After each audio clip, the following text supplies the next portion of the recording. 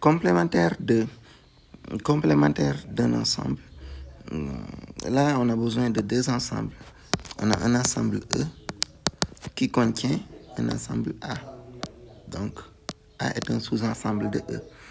Alors là, on parlera de complémentaire dans E de A.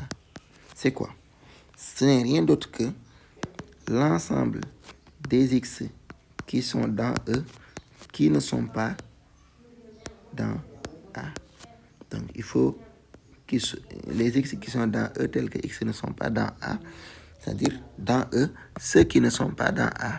C'est ça qu'on appelle le complémentaire de A dans E. Autrement dit, ceux qui complètent A dans E. S'il n'y a pas d'ambiguïté, au lieu de noter, si c'est clair, s'il n'y a pas d'ambiguïté, on peut dire, au lieu de mettre C, disons E, A, on peut directement mettre A bar, s'il n'y a pas d'ambiguïté. Ce que je veux dire par ambiguïté, c'est que s'il y avait un autre ensemble, par exemple, F, quand on met A bar, on ne sait pas, on sait qu'on parle de complémentaire de A, mais dans E ou bien dans F, lequel? Donc c'est pour ça qu'on dit que s'il n'y a pas d'ambiguïté, on peut noter A bar. Alors, et là aussi, on peut noter quelques propriétés. Donc, si vous avez A qui est dans A bar, ça signifie directement que A n'appartient pas à A. Donc ça, c'est une propriété qui est factuelle à connaître.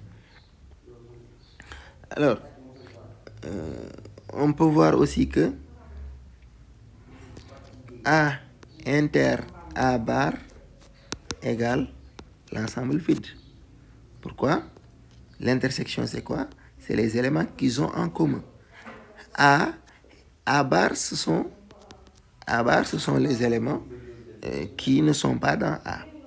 Et donc, les éléments qui ne sont pas dans A et les éléments qui sont dans A, ils n'ont rien en commun. Il n'y a pas un élément qui peut être dans A et ne pas être dans A aussi. Ça, c'est pas possible.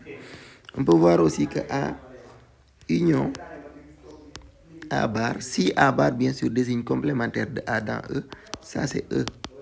Quand tu fais la réunion des éléments, le regroupement des éléments de A et de A bar, du complémentaire de A dans E, on obtient E naturellement. Et maintenant, voilà, donc c'est ça qu'il faut noter comme propriété.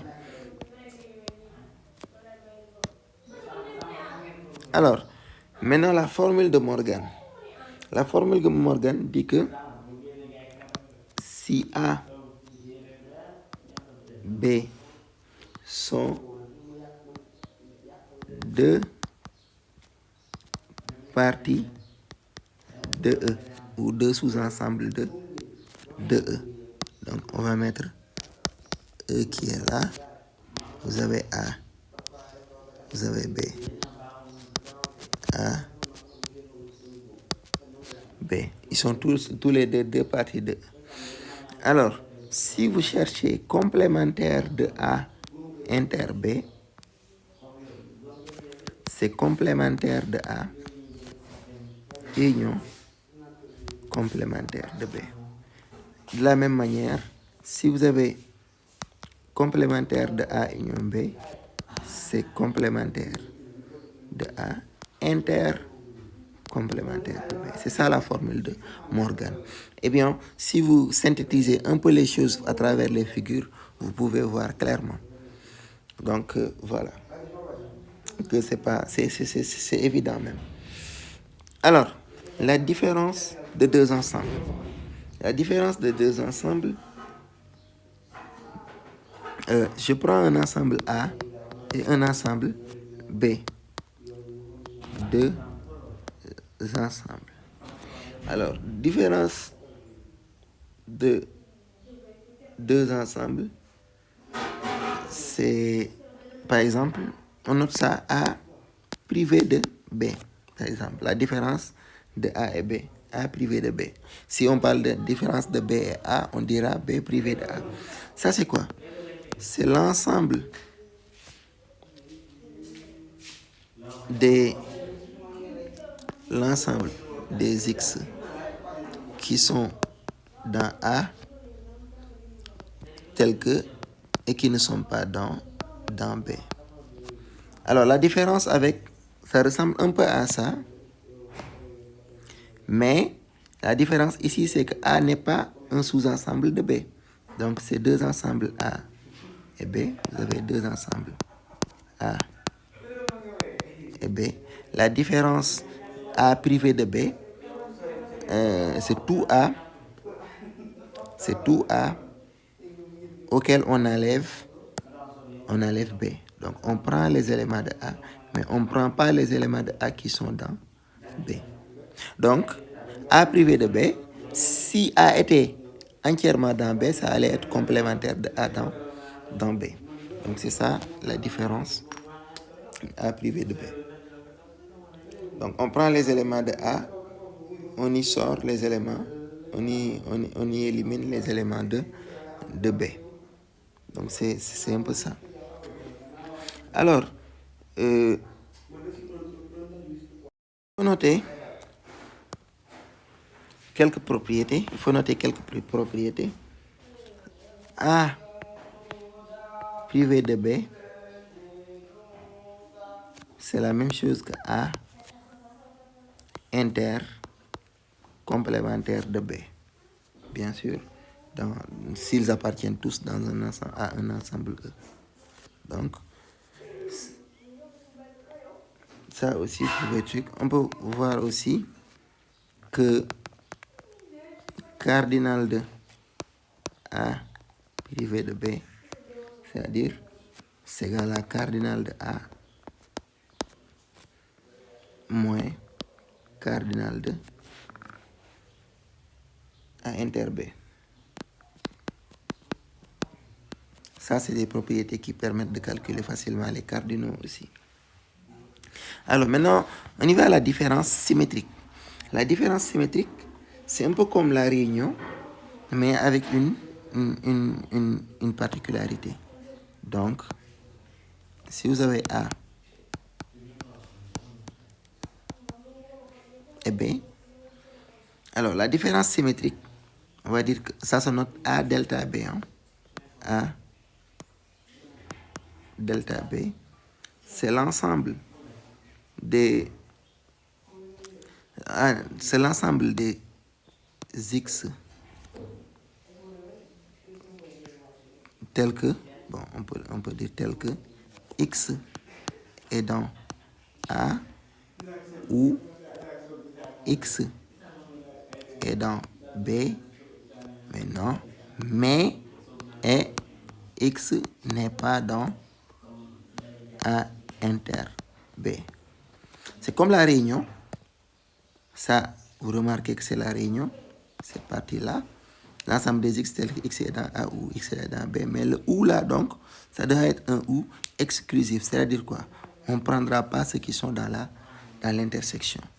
Si c'est dans la réunion, on prend les X qui sont dans A et les X qui sont dans B. Mais la différence symétrique, tu prends les X qui sont dans A, les X qui sont dans B, sans être dans A inter B. C'est ça qu'on appelle la différence symétrique. Et si vous dessinez ça, vous avez une forme de symétrie. Donc, c'est un peu l'idée qui fait qu'on appelle ça la différence symétrique. Maintenant, pour la différence symétrique, on peut noter bien sûr que A, on peut noter que A delta B égale A privé de B. Ça, c'est une propriété. Si vous synthétisez un peu les choses, vous pouvez voir. Union B privé de A. Ça peut se voir aussi clairement en faisant les bonnes figures. Ou bien, on peut dire que A delta B, il y a beaucoup de propriétés qui peuvent parler. C'est A union B privé de, donc A union B, c'est tout, c'est l'ensemble. On enlève là-bas A inter B. Ce qui fait que cardinal de A delta B n'est rien d'autre que cardinal de A delta B n'est rien d'autre que cardinal de A union B moins cardinal de A inter B. Partition d'un ensemble maintenant. Partitionner, c'est subdiviser. Je prends par exemple un ensemble E. Je subdivise ça en ensemble disjoint. C'est comme par exemple, on m'envoie pour donner de l'argent à tout un village. Je peux commencer par cette partie du village, ensuite cette partie, ensuite cette partie, ensuite cette partie-là. Voilà. Ces ensembles-là, je peux les appeler E1, E2, E3, E4, E5, E6, E7, E8. Donc, qu'est-ce qui caractérise la partition?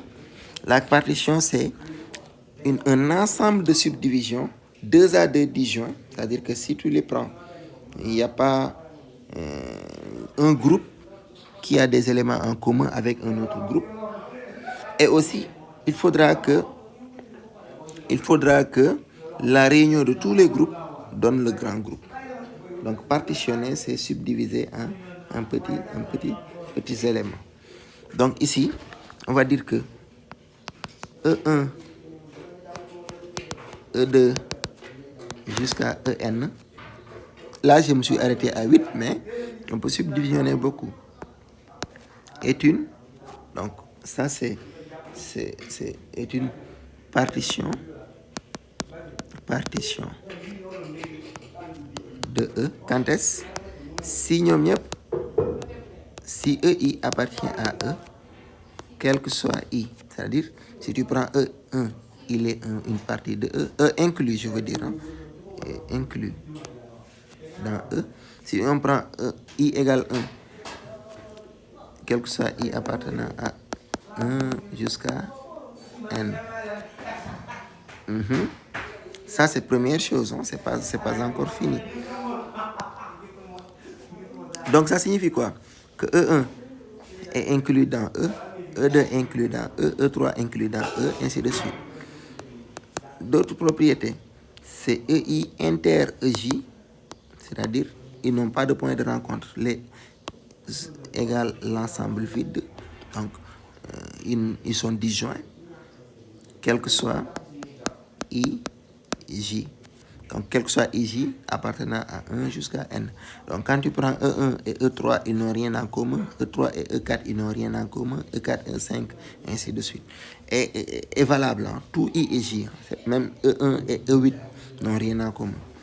Et enfin, il faut que EI, disons il faut que EI union E1 union E2 union E3 jusqu'à union jusqu'à En. Si on fait les réunions à E tous, on retrouve E. C'est ça donc une partition. Donc voici la partition.